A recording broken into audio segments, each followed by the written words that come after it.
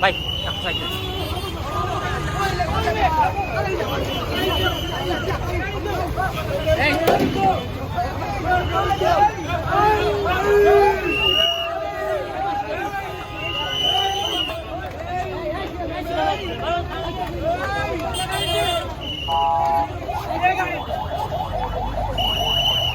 আপনার বুসি মাল আলু বন্ধ করতে হইব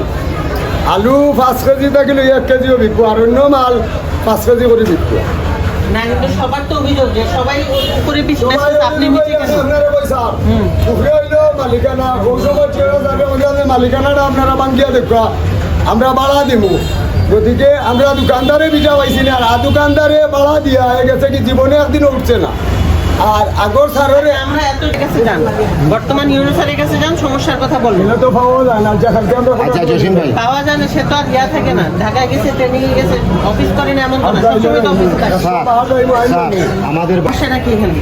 বাইরে সমস্যাটা তারা বলতেছে যে তারার মালগুলা উপরে নেওয়ার লাগিয়া উপরের দোকানটা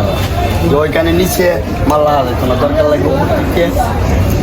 পাইকারি হিসাবে মাল দিত। আচ্ছা মানে সবার অভিযোগ হচ্ছে